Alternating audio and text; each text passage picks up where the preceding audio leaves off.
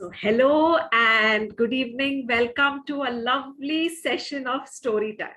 I'm so happy to see such lovely smiling faces. ठीक है ना, आज हम बहुत एक इंटरेस्टिंग कहानी सुनने वाले हैं about the churning of the milk ocean. है ना, जब घर में मक्खन निकलता है तो किस चीज से निकलता है? दही और मलाई जमा के, और फिर उसको ऐसे ऐसे, पता नहीं किसने देखा होगा, मैंने तो देखा है अपनी दादी को यूं यूं यूं यूं ऐसे ऐसे चर्न कर करके मथ मथ के और मक्खन निकालते हुए दूध का, और फिर वो मक्खन के ऐसे बॉल्स बनाती थी और फिर बोलती थी आ जाओ ये लो पराठे के साथ खाओ ऐसे। तो अब कहानी शुरू होती है कहाँ पर? बहुत समय पहले, बहुत साल पहले की बात है।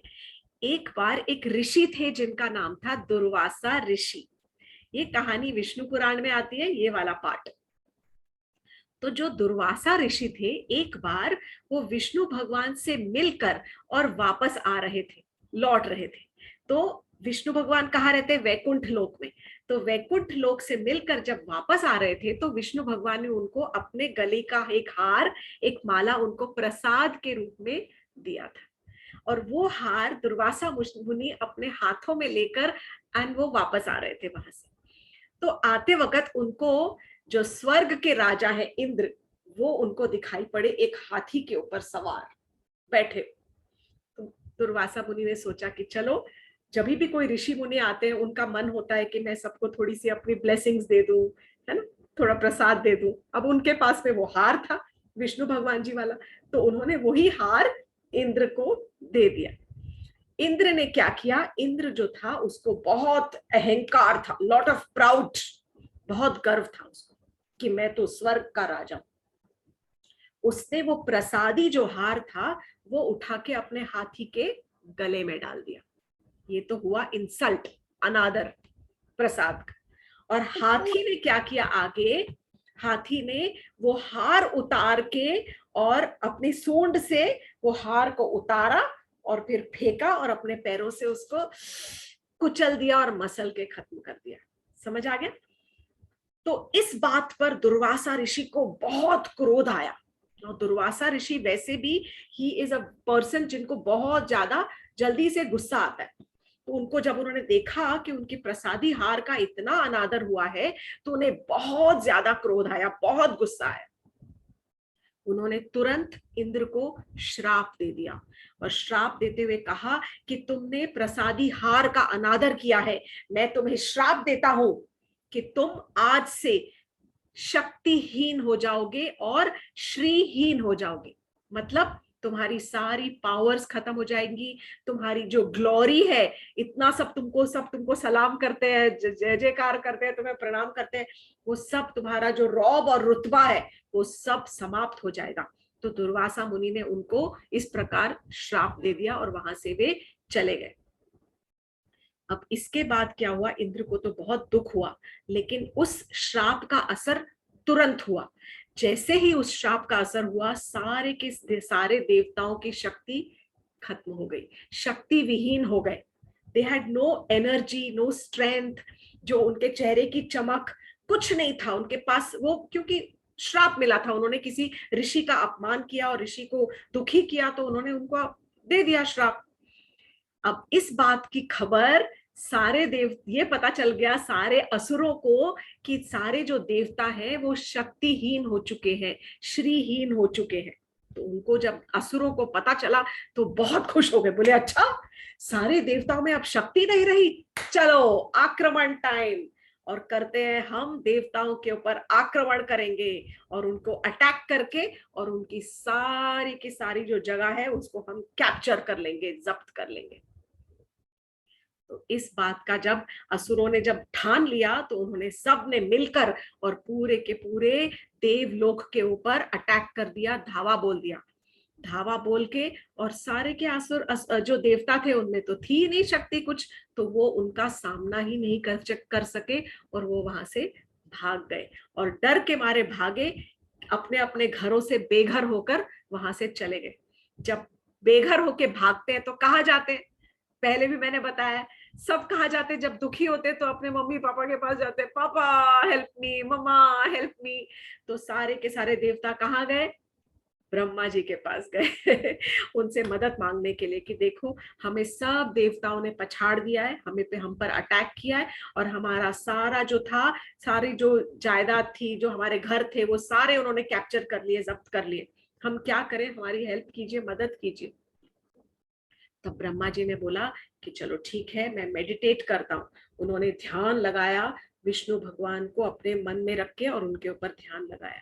ध्यान लगाते ही विष्णु भगवान एक थोड़ी देर के बाद 1000 सूर्यों की तरह चमकते हुए, ग्लोइंग लाइक 1000 सन्स, ऐसे लिखा है, 1000 सूर्यों की चमक की तरह भगवान विष्णु वहां पर प्रस्तुत हुए। जब वहां पर वो प्रकट हुए तो उन्होंने ब्रह्मा जी के मन की बात जान ली। और उस वक्त जब भगवान जी वहां पे प्रस्तुत हुए तो उनके हाथों में शंख, चक्र, गदा और पद्म, लोटस फ्लावर, ये सब चीजें उनके 4 हाथों में थी। और बहुत सुंदर आभूषणों से वो सुसज्जित थे। बहुत सुंदर सुंदर उनका डिस्क्रिप्शन है कि कमर में करधनी थी, गले में हार पहना था, और बहुत सुंदर उनका पीतांबर, उन्होंने येलो कलर की धोती पहनी हुई थी, कानों में मकर कुंडल थे। ही वेयर्स क्रोकोडाइल या फिश के शेप के वो कानों में कुंडल पहनते। बहुत सुंदर वो प्रस्तुत हुए वहां पर। और उन्होंने ब्रह्मा जी के मन की बात जान ली। और ब्रह्मा जी के मन की बात जानकर उन्होंने कहा कि ऐसा है कि मैं समझ गया कि आप लोग सब त्रस्त हो, बहुत दुखी हो, और मैं आपके इस प्रॉब्लम का सल्यूशन लेकर आया हूं। सारे देवता वहां पर हाथ जोड़कर खड़े थे कि क्या करें। तो फिर विष्णु भगवान ने कहा कि मैं तुम्हें बता रहा हूं, वो बहुत ध्यान से सुनना। इस समय, ये जो समय चल रहा है, ये तुम्हारे फेवर में नहीं है। इस समय जो काल है वो तुम्हारे अनुकूल नहीं चल रहा है। तो तुम्हारे भले में ये है कि तुम जाके असुरों के साथ दोस्ती कर लो और संधि कर लो। संधि इज अ पीस ट्रीटी। ठीक है। तो ये उनको समझाया, असुरों, देवताओं को, कि now time is not right for you. तो आप जाइए और असुरों के साथ सबसे पहले तो उनके साथ दोस्ती कर लो और उनके साथ संधि कर लो। उसके बाद उनको एक प्रपोजल दो। ऐसा प्रपोजल दो कि जो क्षीर सागर है, जो समुद्र का, जो मिल्की ओशन है, दूध का सागर है, जैसे हमारे पास में खारा ओशन है ना, उस तरह के एक्चुअली 7 तरह के ओशन है। 7 ओशंस। शुगर केन जूस का ओशन है, घी का ओशन है, दही का ओशन है, और दूध का ओशन है। ऐसे अलग अलग ओशन है। खारे पानी का, नमक का पानी का ओशन है। तो हम जिस भूमि में रहते हैं वहां पर खारे पानी का ओशन है। हर एक लोक का अलग अलग एक ओशन अलग होते हैं, डिफरेंट डिफरेंट ओशंस। तो उन्होंने वो जो दूध का सागर था, क्षीर सागर, क्षीर इज अनदर, समझो kheer, but it's not kheer, it's कढ़ा हुआ मिल्क। तो जो क्षीर सागर है उसको तुम चर्न करो। अब चर्न करने के लिए हमें क्या क्या चीजों की जरूरत पड़ती है, कोई भी चीज के लिए? एक रॉड होती है, करेक्ट, जिसको चर्न करना पड़ता है। रॉड के अंदर पहले जमाने में रस्सी बांधी जाती थी और वो रस्सी को यूं यूं ऐसे ऐसे खींचा जाता था जिससे वो रॉड ऐसे ऐसे घूमे। क्योंकि हाथ से तो, छोटे से इतने बड़े समुद्र को तो हाथ से रॉड को चर्न नहीं कर पाएंगे, हाथ दुखेंगे ऐसे ऐसे, और हाथ में भी नहीं आएगा, इतनी से चर्न करने से कुछ नहीं होने वाला ओशन को। तो विष्णु भगवान ने उनको कहा कि तुम लोग पहले उनके साथ पीस करो, दोस्ती करो, फिर उनको ये प्रपोजल दो कि हम क्षीर सागर को जब चर्न करेंगे तो उसके अंदर से अमृत निकलेगा, नेक्टर। और उस अमृत को निकलते ही जब हम पिएंगे तो हम सब इमॉर्टल हो जाएंगे। हम कभी भी हमेशा अमर हो जाएंगे, कभी भी नहीं मरेंगे, कभी नहीं मरेंगे वो पीने से। तो ये उनको समझ आ गई बात, देवताओं को। फिर देवताओं ने और सवाल पूछे तो विष्णु भगवान जी ने इलैबोरेट करते हुए कहा कि ऐसा करो कि एक बड़ा सा माउंटेन है जिसका नाम है मंदार माउंटेन। तुम उस मंदार पर्वत को, असुर और देवता दोनों मिलकर उसको उठा के लाओ और उसको समुद्र के अंदर रखो। फिर एक नाग है, स्नेक, जिसका नाम है वासुकी। उस स्नेक को लेके आओ and use that snake as a rope. उस स्नेक को तुम रस्सी बना के बांध देना और फिर उसको ऐसे ऐसे खींचना। एक तरफ से असुर खींचेंगे, एक तरफ से तुम लोग खींचना। तो फिर वो चर्न होता रहेगा पहाड़, और वो जब चर्न होगा तब समुद्र के मंथन में से, चर्निंग में से अमृत का कलश निकलेगा। And then I am always there to help you, always. तो विष्णु भगवान जी ने कहा कि मैं हमेशा तुम्हारी हेल्प करूंगा, लेकिन एक बात ध्यान से सुन लो, इस समय जैसे मैंने कहा है, समय तुम्हारे अनुकूल नहीं है, इसलिए तुम असुरों को जाकर ये कह दो कि हम तुम्हारी सारी कंडीशंस मानने को तैयार है। जो भी तुम लिखोगे, जो भी तुम बोलोगे, accepted, all conditions we will accept, कि जब तक हम ये मंथन नहीं कर लेते तब तक। अब उसके बाद उसने क्या किया, वो सबके सब गए, ये क्या बोलते हैं, असुरों के पास गए। जब असुरों के पास गए, अच्छा एक मिनट, विष्णु भगवान ने दो चीजें बहुत इंपॉर्टेंट उन्होंने कही देवताओं को, जो सबके लिए बहुत ज्यादा इंपॉर्टेंट है। उन्होंने देवताओं से कहा कि कभी भी कोई भी चीज की स्ट्रॉन्ग डिजायर मत रखना। इच्छा जो होती है वो हमेशा दुख का कारण बनती है। क्यों? इच्छा दुख का कारण नहीं बनती। To desire is not wrong, but जब डिजायर फुलफिल नहीं होती है तब हमें क्रोध आता है, गुस्सा आता है कि नहीं आता है?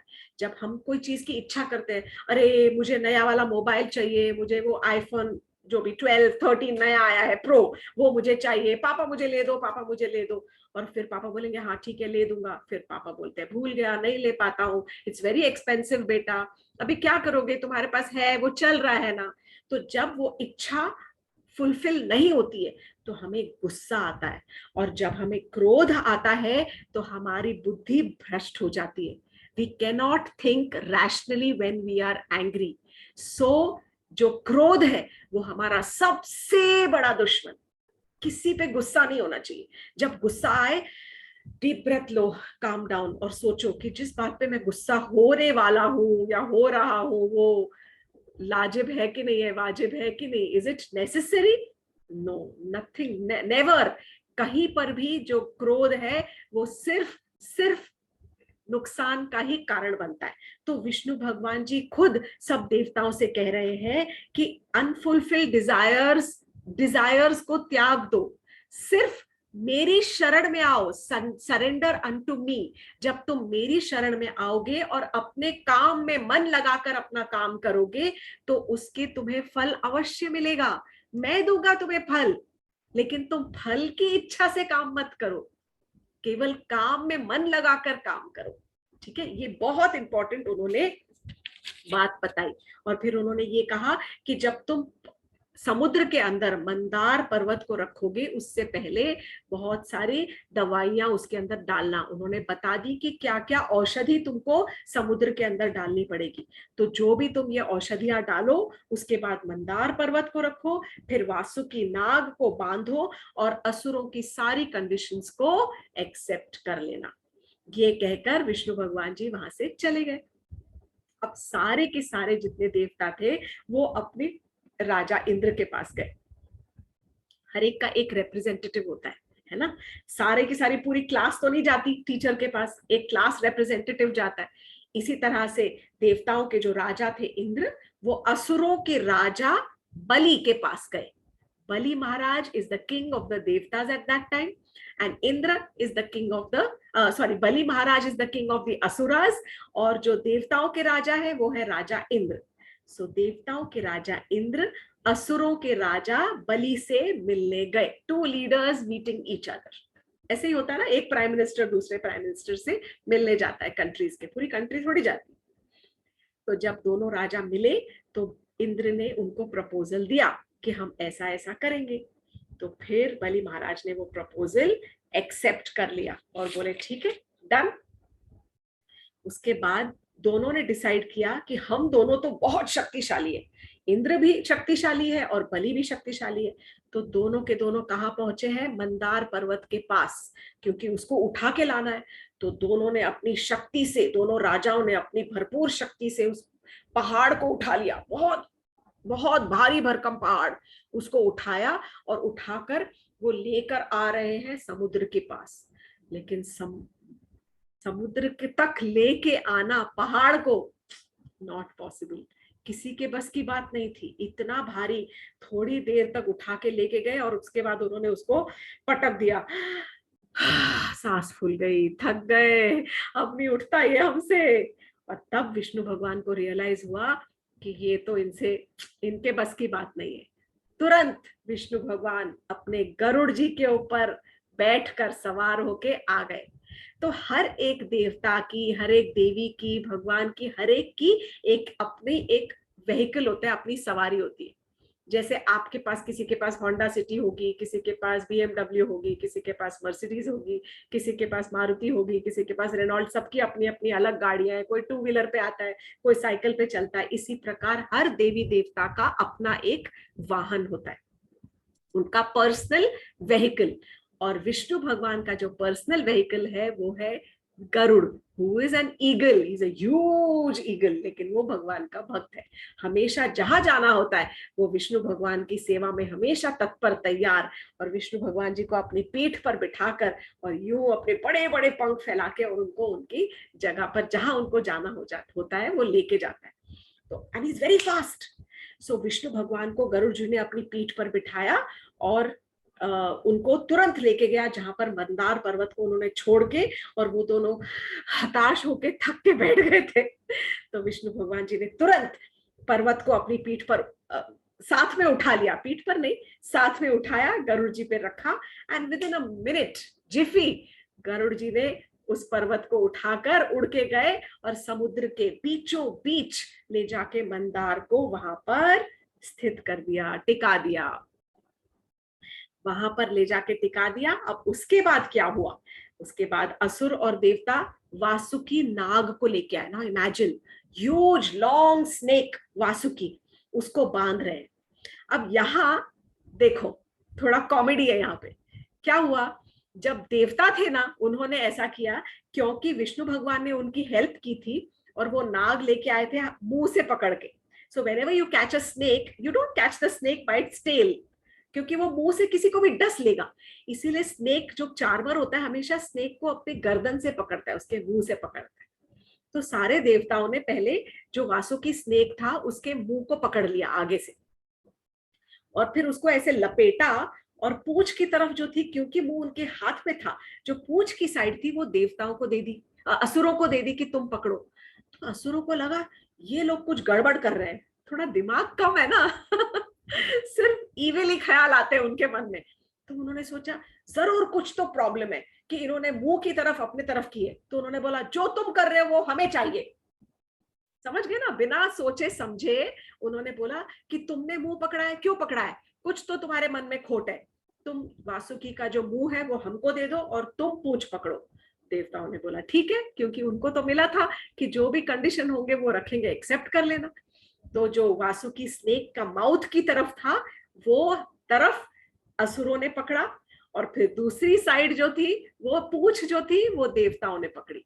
बीच में मंदार पर्वत है, उसके ऊपर नाग को ऐसे लपेटा हुआ है, एक तरफ असुर है, एक तरफ देवता है, इधर से मुंह खींच रहे, इधर से पूंछ खींच रहे, और वो यूं यूं ऐसे ऐसे रोटेट हो रहा है पहाड़। ठीक है, यहां तक समझ आ गया। अब क्या होता है, जब कोई भी पहाड़ आपको नीचे रखोगे तो समुद्र तो बहुत डीप, बहुत गहरा है, और वो जो मंदार पहाड़ था वो नीचे सिंक होने लग गया, है ना, समुद्र के अंदर सिंक होता जाएगा क्योंकि इट्स वेरी हैवी। जब सिंक होने लग गया तब फिर से विष्णु भगवान आए। इस कहानी में विष्णु भगवान ने बहुत सारी मेहनत की है भाई। तो विष्णु भगवान फिर से आए और उन्होंने एक बड़े से कछुए का रूप धारण किया, उसे कहते हैं कूर्म अवतार। कूर्म माने कछुआ, बहुत बड़ा कछुआ। कछुए का साइज पता है कितना है? इट इज रिटन दैट वो कछुआ जो था वो 1,00,000 योजन बड़ा था। नाउ व्हाट इज 1,00,000 योजन? 1 योजन is equal to 12.8 kilometres. Approximately 13 kilometres is 1 योजन। 13 किलोमीटर्स, अभी दिल्ली वाले मुझे बता दो कौन सी जगह से कौन से एंड तक, शायद आधी दिल्ली आप नाप लोगे। ठीक है, इतना इतना बड़ा इज 1 योजन। और ये कछुआ कितना बड़ा था? 1,00,000 योजन। सो 12.8 किलोमीटर्स इंटू 1,00,000, जो भी आप इमेजिन करो कितने हो गया, 12 लाख किलोमीटर के करीब करीब हो गया ना। 12 लाख किलोमीटर तो आई डोंट नो, शायद हमारे पूरे देश के ऊपर ही जाएगा, I think so, I am not sure. तो जब कछुआ नीचे बनकर और समुद्र के नीचे से उन्होंने प्रवेश किया और अपनी पीठ के ऊपर उस पहाड़ को उन्होंने धारण करके उसको स्टेबलाइज किया, ताकि जो पहाड़ है वो सिंक नहीं हो। अब पहाड़ उनके पीठ पर है और ऐसा वर्णन किया गया, ऐसा एक्सप्लेनेशन है कि चर्निंग जब चल रहा है तो उस वक्त उनको ऐसे लग रहा है जैसे उनके पीठ पे कोई ऐसे स्क्रैच कर रहा हो, कोई खुजा रहा हो, उनको बिल्कुल फर्क ही नहीं पड़ रहा था। तो भगवान है, भगवान ने एक और अवतार लिया है in the form of Ajit. Ajit का अवतार उन्होंने लिया है। किस रूप में? वो Ajit is a like a normal person का रूप है, बट विथ 1000 हैंड्स, 1000 वाला हाथ वाला रूप लिया है। कहा? पहाड़ के ऊपर वो बैठे हैं, on top of the mountain, और ऊपर से उन्होंने उस पहाड़ को पकड़ के रखा है ताकि वो पहाड़ यूं यूं ऐसे डगमगाए नहीं। तो भगवान जी ने कितने रूप लिए हैं इसके अंदर? I'll just tell you this. कितने उन्होंने रूप लिए हैं? सबसे पहले उन्होंने अजीत का रूप लिया, 1000 हाथों वाला अजीत, जो पहाड़ के ऊपर उसको स्टेबलाइज करने के लिए, ताकि वो यूं ऐसे पहाड़ डोले नहीं। फिर उन्होंने कूर्म अवतार लिया है पहाड़ के नीचे, ताकि वो स्टेबलाइज हो और सिंक नहीं करे। करेक्ट? उसके बाद उन्होंने क्या दिया? एक्स्ट्रा वरदान। दोनों पार्टीज जो थी, असुर और देवताओं को, सब असुरों को और सब देवताओं को एक्स्ट्रा पावर उन्होंने प्रदान किया, ताकि ज्यादा स्ट्रेंथ आए और वो ये चर्निंग कंप्लीट कर सके। उन्होंने मंदार पर्वत जो था उसके अंदर भी स्ट्रेंथ भरी, ताकि वो स्टेबल रह के और उसमें दृढ़ता रहे, वो दृढ़ एकदम अटल वहां पर रहे और उसको तकलीफ नहीं हो। और सबसे इंपॉर्टेंट उन्होंने पता है क्या किया? जो वासुकी नाग था उसके अंदर स्लीप, निद्रा भर दी, ताकि वो नाग सो जाए, ताकि उस नाग को जब वो ऐसे करेंगे तो वो फ्रिक्शन से बॉडी छिल जाती है या दर्द होता है, तो वो उसको पेन का आभास नहीं हो और वो बाद में फिर उसको वो हील कर सके। तो इस प्रकार विष्णु भगवान जी ने ये सारे के सारे जो पावर्स और अवतार जो लिए हैं इस पर्टिकुलर स्टोरी में लिए हैं। अब आगे बढ़ते हैं। अब क्या हुआ? अब एक तरफ से वासुकी के मुंह की तरफ से असुरों ने पकड़ रखा है और वो खींच रहे हैं, दूसरी तरफ से देवताओं ने पकड़ रखा है पूंछ की तरफ से और वो ऐसे खींच रहे हैं, और मंदार पर्वत it's rotating like this, goal goal goal goal rotate हो रहा है इस प्रकार। अब क्या हुआ? सडनली वो वासुकी जो नाग है ना, उसके 1000 मुंह है, he has got 1000 eyes and 1000 mouth। उसके आंखों और उसके मुंह से एकदम धुआंधार विष निकलता है, बहुत ज्यादा, बहुत गहरा और बहुत विषम poison, started spewing poison from that mouth. अब ये असुरों का तो दिमाग, मैंने बताया ना, नहीं था ना, दिमाग तो चलता है कि जो वो ले रहा है वो सही कर रहा है, उनमें कुछ तो खोट है, सिर्फ खोट ढूंढते रहे। इसीलिए वो पछताने लगे कि अब क्या होगा, देखो सारा जो विष है वो उनकी तरफ आने लग गया। तब विष्णु भगवान जी ने फिर से कृपा की। उन्होंने सोचा क्योंकि the churning has to be completed, अगर उस विष से असुर वहां मर जाते उस वक्त, तो वो जो अमृत निकलने वाला था उसका फल किसी को भी नहीं मिलता। इसीलिए उस समय दया करके विष्णु भगवान ने अपनी दैवी शक्ति से वहां पर बरसात कर दी। जब बारिश की तो वो जो धुआं, जो पॉइजन का जो धुआं फैल रहा था विष का, वो सब बैठ गया और सब पानी के अंदर बह के चला गया और खत्म हो गया। It just got drained of into the water. अब आगे उसके बाद जैसे चर्निंग शुरू हुई, सबसे पहले समुद्र के अंदर से बहुत स्ट्रॉन्ग पॉइजन निकला, बहुत स्ट्रॉन्ग, उग्र विष कहा गया है, और उसका नाम था हलाहल। अब सबको समझ नहीं आया कि इस हलाहल का क्या करें।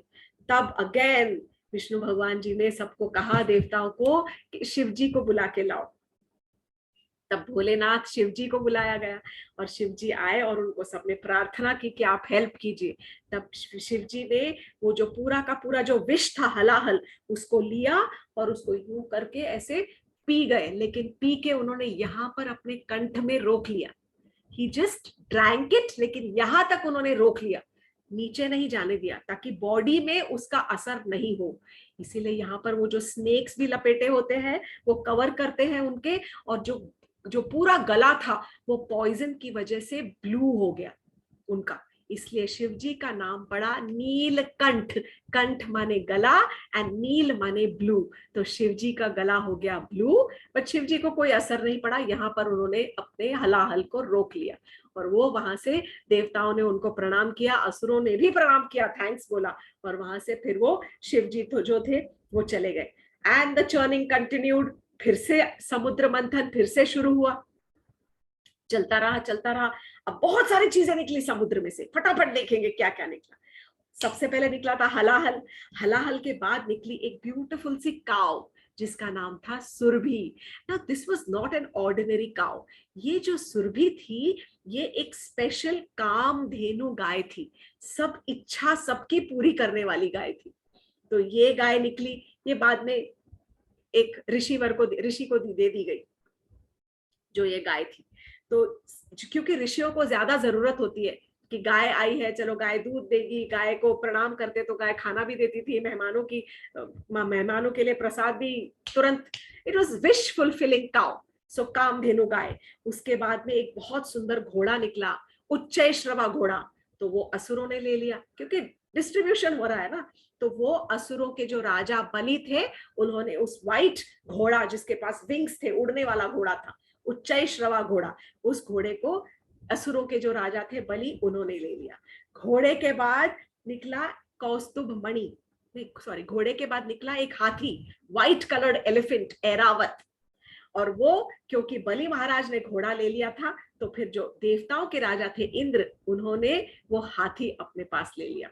ऐरावत इंद्र ने ले लिया, उच्चैश्रवा जो था वो बलि महाराज ने ले लिया। उसके बाद निकला कौस्तुभ मणि, जो कौस्तुभ मणि निकला वो फिर उसके बाद कौस्तुभ मणि के बाद पारिजात का फूल निकला। If you know what that flower is, search it out. वो पहले सिर्फ देवलोक में हुआ करता था, उसके बाद कृष्ण भगवान जी की जो एक पत्नी थी सत्यभामा, वो उस फूल को इंद्रलोक से लेकर और यहाँ पर धरती पर लेके आई थी, और आजकल यहाँ पर धरती पर कई जगह पर पेड़ मिलते हैं।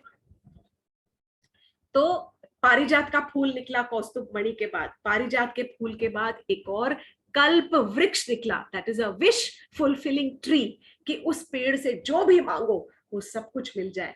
तो वो कल्प वृक्ष निकला। कल्प वृक्ष के बाद समुद्र मंथन से निकली अप्सराएं, बहुत सारी अप्सराएं निकली। अप्सराओं के बाद में निकली लक्ष्मी जी, और फिर लक्ष्मी जी ने वो तो हारने के निकली थी, और लक्ष्मी जी सब तरफ देखती रही, असुरों की तरफ, देवताओं की तरफ। फिर उन्होंने जाके सीधा उन्होंने विष्णु भगवान को देखा, और उन्होंने देखा कि कोई भी विष्णु तुल्य है ही नहीं। उन्होंने जो अपना गार्लैंड था वो विष्णु भगवान के गले में डाल दिया, और फिर उन्होंने विष्णु भगवान से विवाह कर लिया। लक्ष्मी जी जो है समुद्र की बेटी है, तो लक्ष्मी जी निकली समुद्र से। उसके बाद वारुणी देवी निकली, उसके बाद धन्वंतरी निकले। Now Dhanvantari is the God of medicine. जो आयुर्वेद या जो भी डॉक्टर्स हैं वो धन्वंतरी को अपना देवता मानते हैं। तो जब धन्वंतरी निकले वहां से, एक बहुत सुंदर ग्लोइंग देवता के रूप में निकले, और वो देवता के हाथ में एक बहुत सुंदर गोल्ड का कलश था, पॉट, और उस पॉट के अंदर नेक्टर था। एक एक करके ये सब चीजें समुद्र के अंदर से निकलती जा रही है। जैसे जब हम दही मलते हैं तो उसके अंदर से मक्खन निकलता है, ऐसे सब एक आइटम, सब एक चीज निकलती जा रही है। The sea is throwing out a lot of things.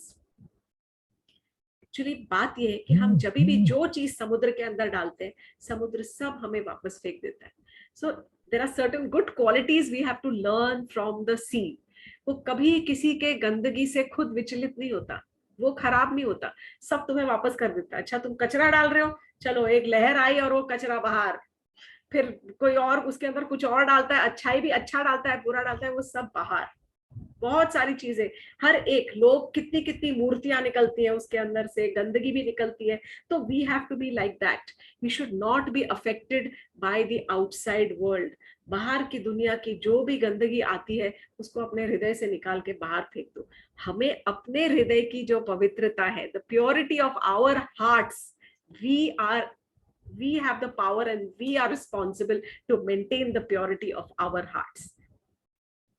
Dhanvantari जैसे निकले, वो पॉट लेकर तुरंत सारे जो असुर थे वो भागे और लपके, और उन्होंने वो कलश उसके पास से, उनके पास से छीन लिया, और छीन कर और वहां से भागे।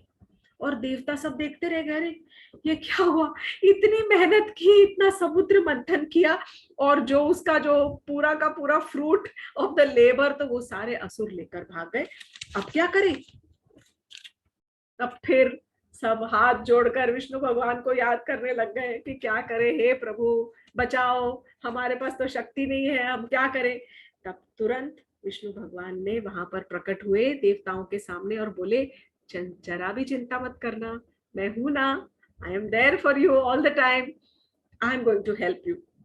सो ही सेड डोंट वरी, मैं क्या करूंगा, मैं अब सारे असुरों के बीच में इन फाइटिंग करवाऊंगा। बहुत इजी था उनके लिए।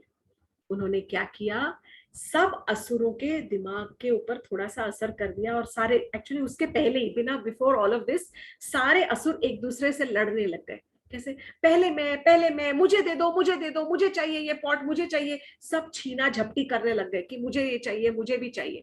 इतने में विष्णु भगवान ने एक और अवतार लिया, बहुत ही सुंदर स्त्री का अवतार लिया, beautiful women, and that was the lady called Mohini Murti. तो उन्होंने मोहिनी मूर्ति का अवतार लिया, बहुत सुंदर सी नारी बनके, और वहां पर ऐसे शर्माते हुए और ऐसे यूं इठलाते हुए, बड़ी अदाएं दिखाते हुए वो वहां पे प्रकट हो गए। जब ऐसे प्रकट हुए तो सारे जो असुर थे उनका ध्यान मोहिनी मूर्ति के ऊपर चला गया, और देखते के साथ ही उन्होंने, उनका जो मन था और आंखें थी वो सब उनके मोह में चली गई, और सारे के सारे असुर जो थे वो मोहिनी मूर्ति के पीछे पीछे पीछे पीछे चलने लगे। और मोहिनी मूर्ति यूं ठुमक ठुमक इठलाती हुई चल रही है, और यूं ऐसे ऐसे देख रही है असुरों को, और असुर उनके पीछे पीछे जा रहे हैं। और फिर उसके बाद असुरों ने कहा कि अरे देवी, आप तो इतनी सुंदर हो, आप ही हम सबको ये बांट दो ना। सोचो, असुर उनको बोल रहे हैं, ये आप पकड़ो घड़ा और ये हम सबको आपस में बांट दो। तो मोहिनी मूर्ति बोलती है, ठीक है मैं बांट दूंगी, लेकिन मेरी एक शर्त है। तो बोले, हाँ हाँ, कोई भी शर्त मंजूर है। जब इंसान अपने सेंसेस का गुलाम हो जाता है, we become subservient to our senses, जो हमारी इंद्रियां हैं, आंख कान, जो स्पर्श, सब बोलने की जो शक्ति है, उसको हम बिना सोचे समझे जब यूज करते हैं, तो देन हमारा वहां पर डिग्रेडेशन शुरू हो जाता है, पतन शुरू हो जाता है।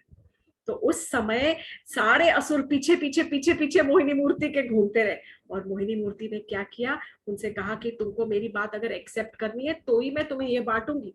तो फिर असुरों ने कहा, हाँ हाँ, जो बोलोगी वो सुन लेंगे। तो बोले ठीक है, फिर सब ऐसे लाइन से बैठ जाओ, उधर तुम एक लाइन से बैठ जाओ, और देवताओं तुम सब वहां पर एक लाइन से बैठ जाओ, फिर मैं अब ये सबको थोड़ा थोड़ा दूंगी, है ना, तुम मुझसे सवाल नहीं पूछोगे, जो भी मैं करूंगी। बोले हाँ, सब एक्सेप्टेड है। अब मोहिनी मूर्ति बड़े प्यार से, बहुत नजाकत से, मैं तो एक्टिंग नहीं कर सकती वैसी, क्योंकि मोहिनी मूर्ति तो बहुत ही सुंदर रूप से, और बहुत, इसीलिए उनका नाम था मोहिनी, उन्होंने सबका मन मोह के सबके ऊपर जैसे जादू कर दिया।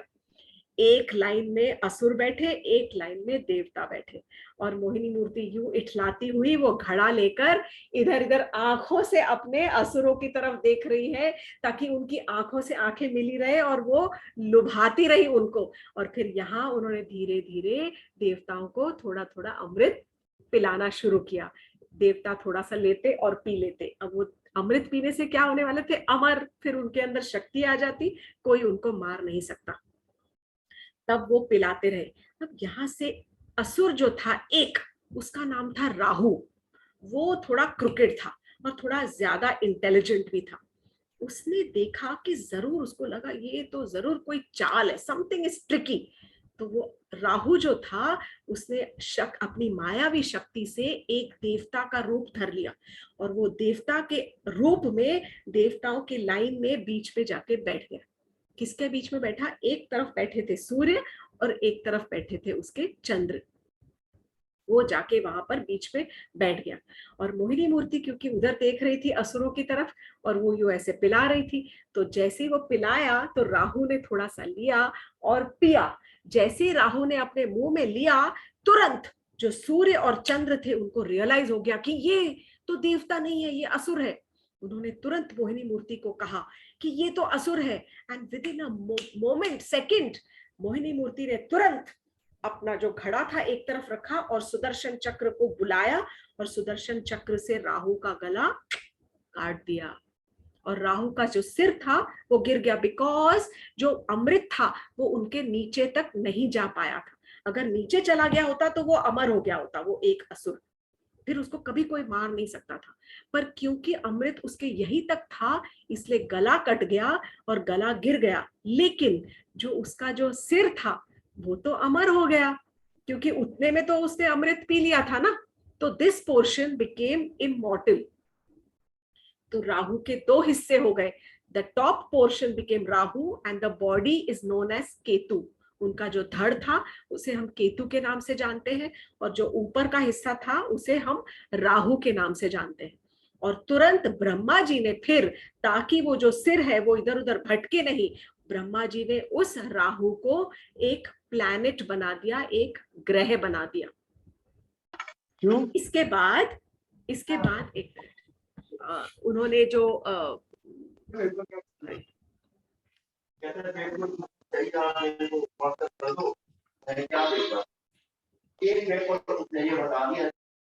इसके बाद उन्होंने क्या किया, मोहिनी मूर्ति ने वो जो सारा अमृत था सारे बाकी देवताओं को पिलाने के बाद, और फिर उन्होंने उसके बाद अपना रूप धरा।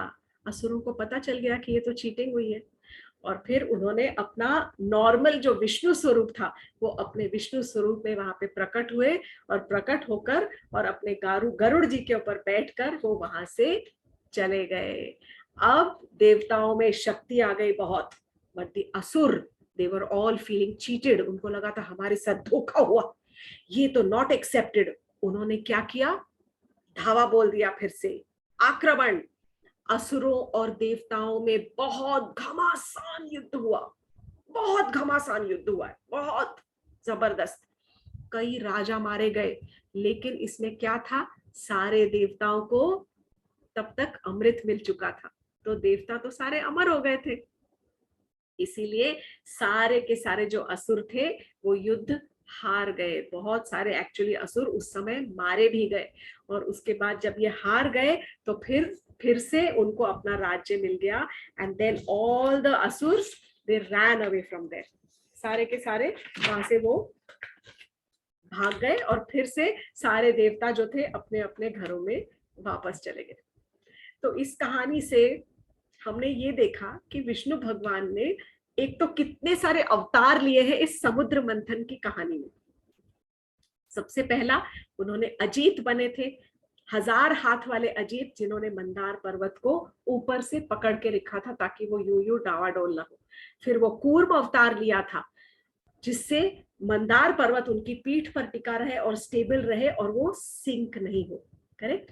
उन्होंने दोनों पार्टीज के अंदर एक्स्ट्रा स्ट्रेंथ दिया, मंदार पर्वत के अंदर दृढ़ता प्रदान की कि वो अपने डेडिकेशन से वहां खड़ा रहे। वासुकी स्नेक के अंदर उन्होंने स्लीप दी, निद्रा, ताकि उसको तकलीफ ना हो और वो सोता रहे शांति से। और फिर उसके बाद उन्होंने मोहिनी मूर्ति का भी अवतार लिया। करेक्ट।